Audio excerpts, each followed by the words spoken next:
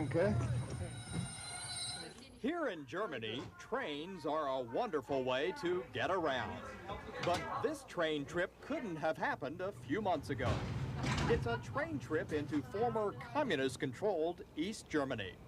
It's a train trip to Peenemunde.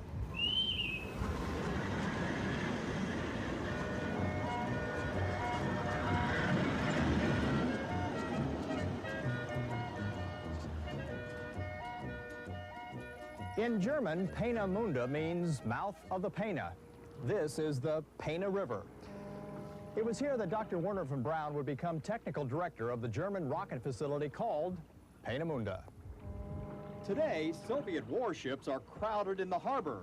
An interesting sight, but not what former members of Dr. von Braun's rocket research team are heading to Peenemunde to see. It was at Peenemunde where many Huntsvillians lived and worked during World War II. They were among Germany's top engineers and scientists, and their job was to do what had never been done before: to design and build from scratch a rocket that could travel to the edge of space. Though built to be a weapon of war, it was truly at Peenemunde where the spaceship was born, and our quest for the stars begun. And I'm really looking forward to go back. I think it's wonderful memories. Huntsvillians Maria and Eberhard Rees haven't been to Peenemunde since the war ended in 1945.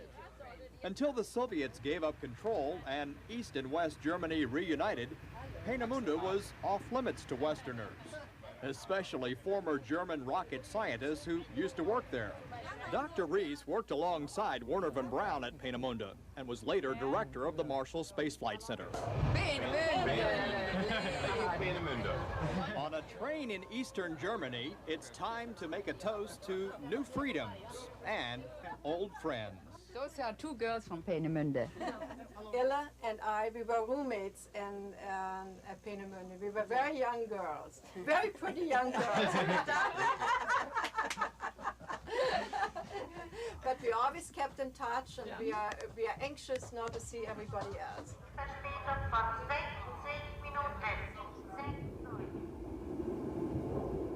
It's a homecoming 49 years ago, and the last time I was there I was 6 months old, I believe. So I don't remember a whole lot except the stories that I hear. Alex Haas, Dr. Rees's stepson, was too young to remember the old rocket works. But other older children of engineers are making the trip too. It's 7 hours by train from Hamburg, where many of them flew in. Plenty of time to reflect on their days at this place on the Baltic Sea called Peenemunde.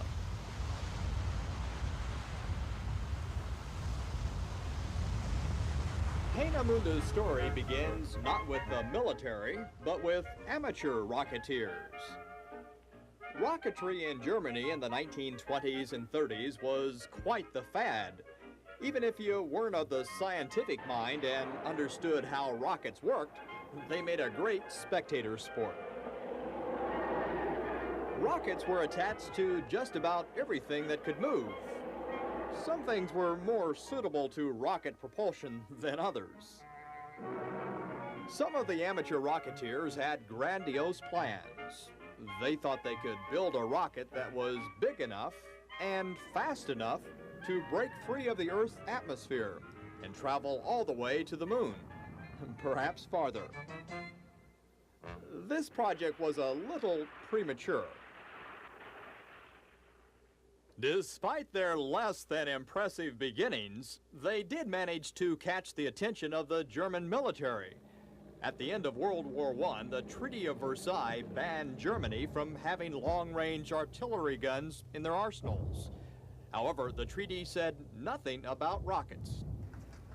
In 1932, the German Army asked this group of young amateur rocketeers here in Berlin to build them a small rocket. They paid them 1,000 marks or so, and the launch was done down in Kummersdorf, the Army's proving ground. Well, the launch went okay, but most importantly, they were impressed with one of the group's members, a young graduate named Wernher von Braun. They were so impressed with him that the Army offered him a job. For young 20-year-old Wernher von Braun, life would never be the same. Now with backing by the Army, serious rocket research could be done at the Kummersdorf test facility, a facility they soon outgrew. Von Braun's military boss asked him to find a larger site in a remote area on a coastline where they could build and launch in secrecy. Von Braun's mother suggested Peenemunde, the little fishing village on the Baltic Sea. The year was 1937.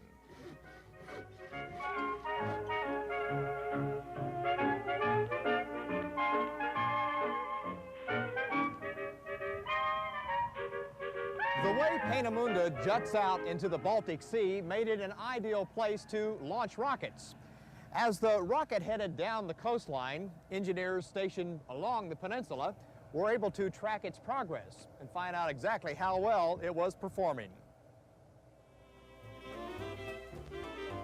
Here at Peenemunde, they built laboratories and assembly lines, rocket fuel plants and test stands. They had their own railroad and residential neighborhoods. From all over Germany were hired the best engineers and scientists. They came from universities and industries. They came to Peenemunde to work and live. And then you had to somehow to summarize your background, your technical background, and then somebody said, I take him. Herman Wiedner was one of the young engineers hired at Peenemunde to help build the world's largest rocket. On the drawing boards, the engineers called it the A4. The German propaganda department gave it the name Vengeance Weapon Number 2, or V2. If successful, it could hit a target an incredible 200 miles away. But it would also be the first rocket ever to go into space. After years of work, the V2's moment of truth came October 3rd, 1942, from Peenemunde's test stand number 7.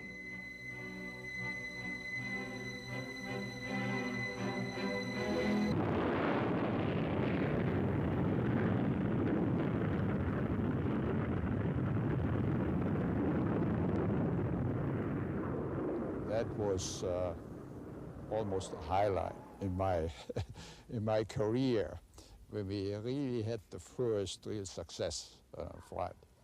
It was an important day for engineer Werner Gingelbach, who was in charge of the V2's electrical system, and it was an important milestone for the German Army. At the same time the Army engineers were working on the V2, engineers with the Air Force had their own project, the V1, which was later known as the Buzz Bomb. The V1 was more of a rocket-powered plane, much slower than the V2, but much cheaper to build. The Air Force engineers working on the V1 had a friendly rivalry with the Army engineers on the V2 side of Peenemunde. In the end, the V2 stole the limelight. After all, it was such a rocket that Dr. von Braun and the amateur Rocketeers promised would one day take us to the stars. Christa und Was? Aus Berlin? Ja. Freut mich.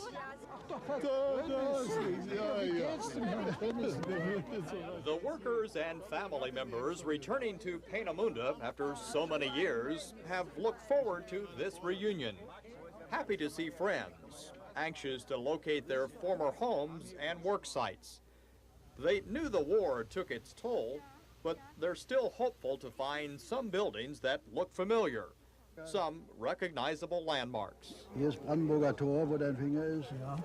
They were living somewhere here in this area, and they just found out that it's in this corner.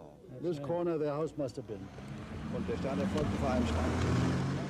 Until recently, Peenemunde was under tight East German security.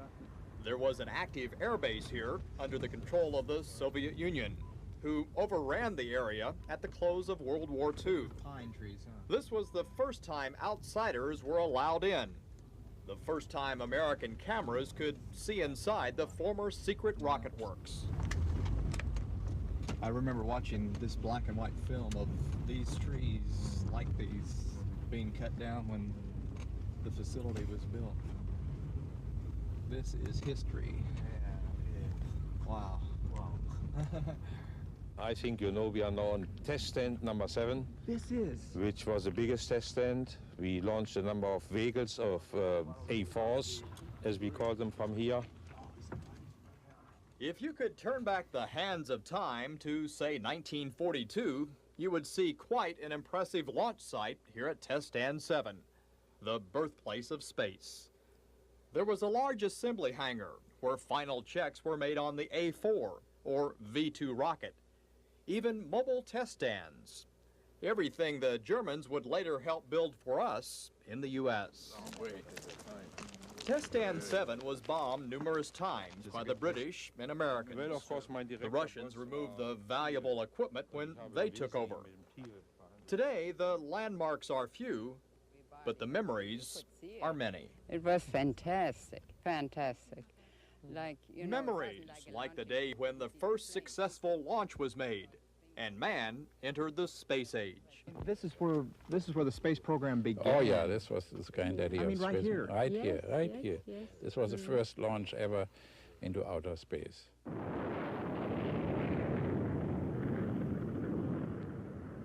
For the launch, Doretta Slit had the best seat in the house, next to the best tour guide in the house. Her boss, Dr. von Braun. I worked at that time for Wernher von Braun as a secretary, and I had to go with him up on a roof of the largest building, and then I had to write down every second. He dictated every second what the rocket and what it's doing, you know. So, so for me, it was just so exciting. Like, you know, it wasn't like a launching today in Florida. You didn't see the flames. We couldn't see them, but we saw the thing going up, and it was just breathtaking at the time, too. But scary. We didn't know what was coming up. Or going down. Or going down. Sometimes it went down too early. We had plenty of problems, plenty of difficulties. So once in a while, even when I came home late from work, telephone was ringing, something went wrong. So I had to go out again and spend half of the night. We had one flight where the thrust and the weight equal, and it was going up about 50 feet or something like that and standing there. And then it finally turned over and landed very close to our control bunker there.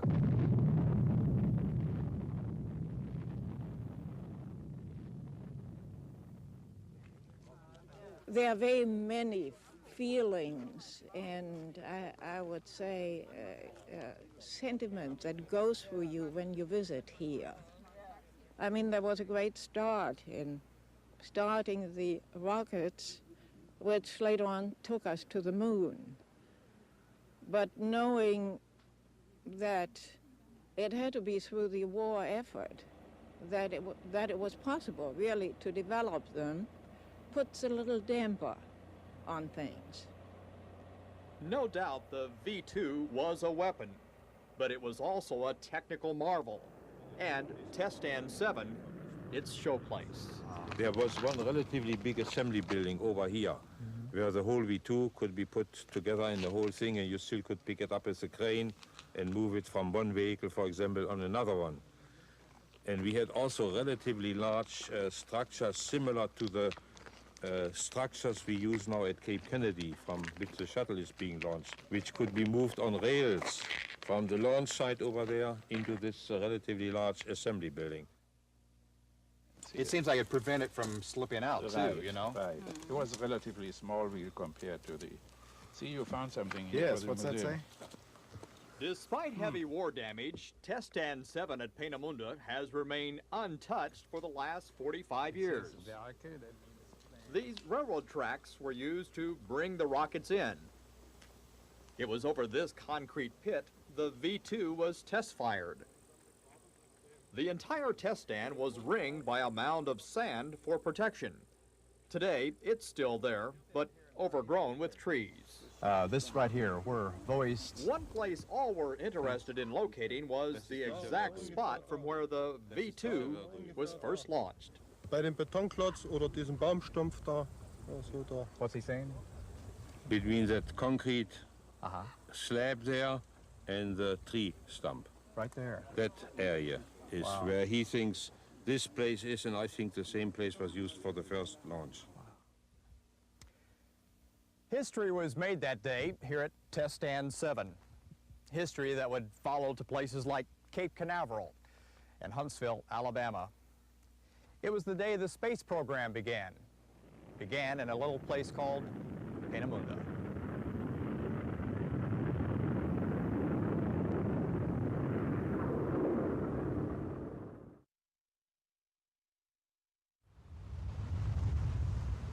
The beaches along the Baltic Sea in northern Germany are among the most beautiful in the world. The little coastal towns of Zinnowitz, Karlshagen, and Peenemunde among the most charming. Despite some cold winters, this remote part of Germany is probably a pleasant place to live. It indeed was home for many North Alabama families before and during World War II. They were engineers, technicians, mechanics, and office workers. Some worked on the west side of Peenemunde, developing the V1.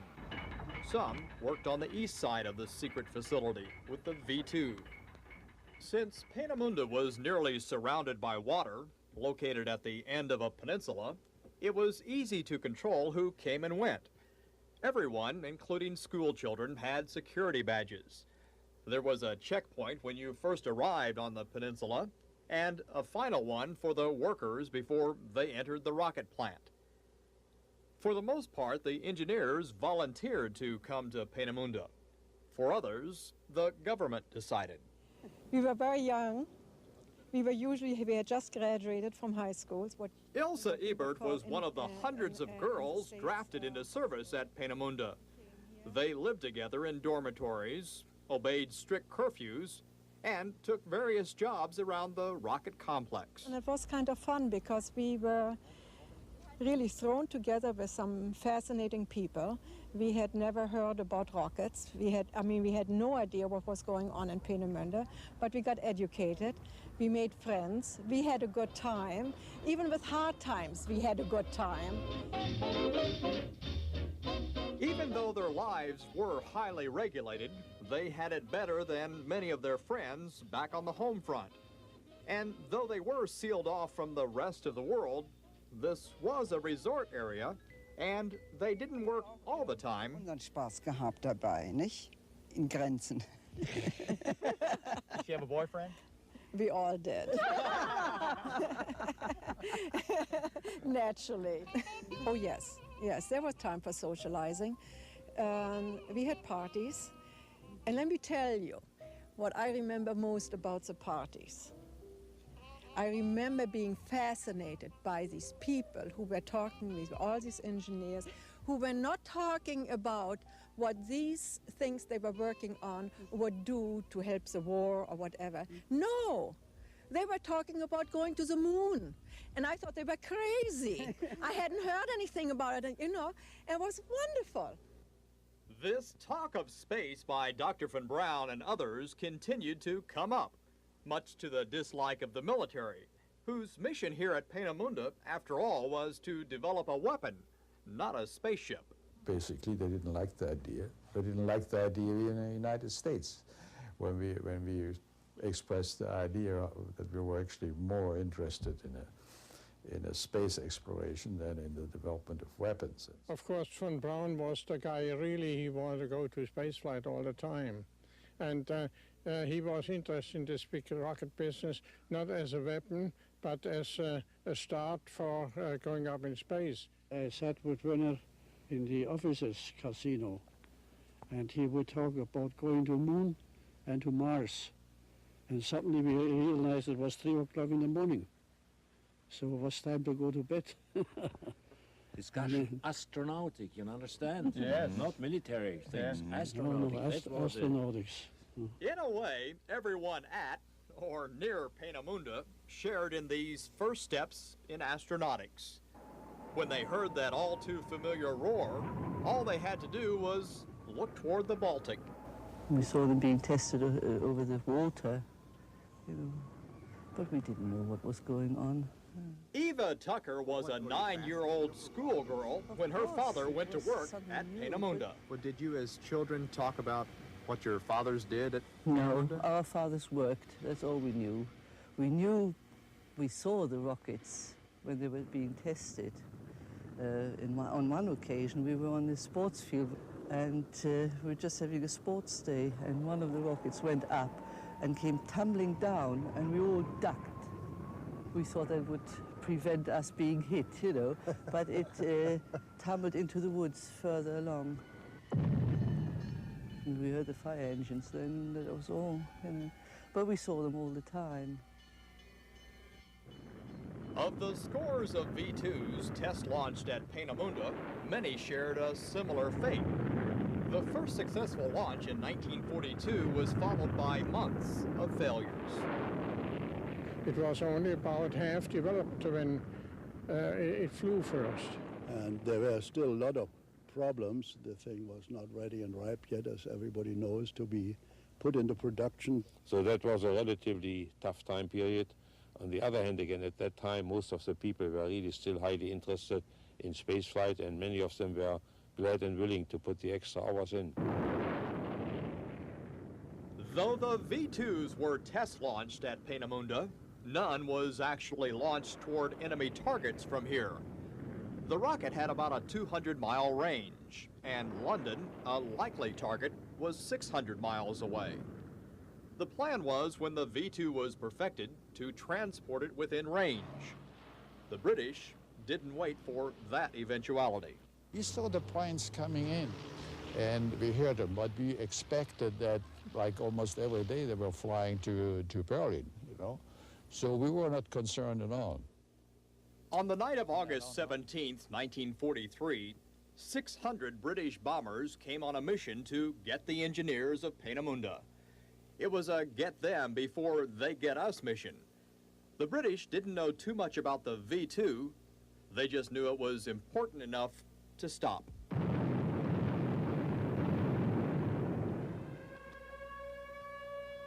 But you saw nothing but fire, fire, fire. Everywhere you looked, you know, there was fire. Bombs were falling, the windows came in, the doors fell out. Well, I think this was a very ugly thing.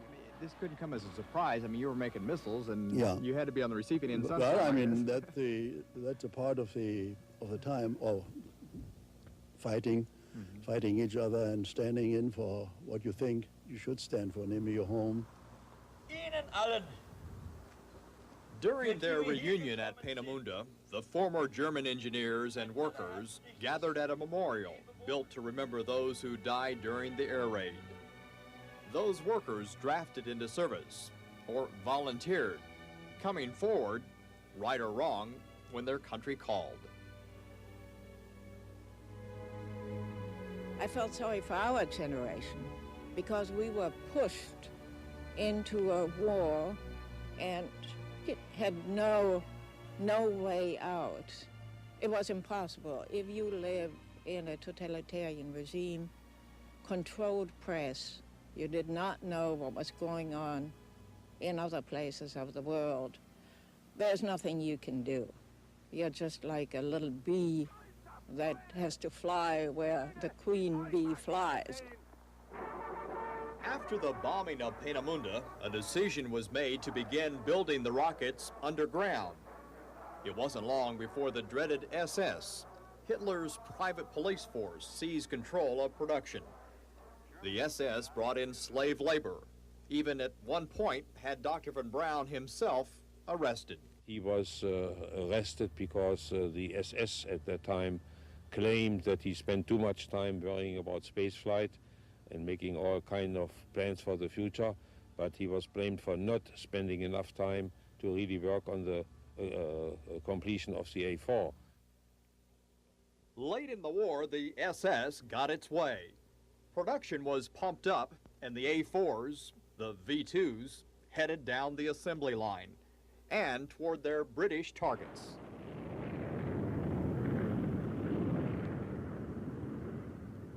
Do you think the engineers were taken in or used by their government? Not any more than the engineers that are working at Redstone Arsenal. They have a job. They have an intriguing, interesting job. I don't think you can make the engineers and the scientists responsible for what a political government is doing. They unfortunately don't have that influence. Given more time, the V2s could have had an impact, but they came too late, and things at Peenemunde were getting desperate. I think most of our people were convinced quite a long time ago that the war was lost. We were sure, because we knew you could not win the war with a V2s, you know. With the Russians moving in from the north, Dr. von Braun and a team of engineers headed south to Bavaria to seek out the American forces. And if that would not have been possible, then of course we all would have been overrun by the Russians. And the Russians would have had the entire team and all the facilities in Peenemünde and eventually also in the Harz Mountains, manufacturing facilities. The engineers wound up scattered around Bavaria. Dr. von Braun, along with his military boss, his brother Magnus, and others, ended up at this inn in the village of Oberjoch. Early one morning, Magnus headed out on bicycle to find the Americans. Magnus was the best choice because he spoke the best English.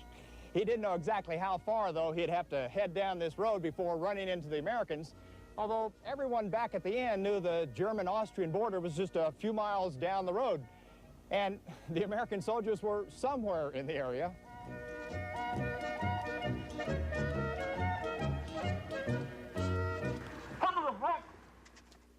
As it turned out, the Americans found Magnus. They questioned him, learned about the other engineers, and arranged for their pickup. The next day, von Braun and his team faced American cameras for the first time. His arm was in a cast from a car wreck the week before. The American soldiers couldn't believe this young German was the creator of the V2. Within weeks, von Braun's select team of 118 engineers would be in the U.S., working on the Army's missile program. 5 years later, they would move to Huntsville, where they helped the Army launch our first satellite, and then on to NASA for years of space spectaculars. Dr. von Braun would never again see the little town called Peenemunde. This is Dick Curtis at Large, reporting.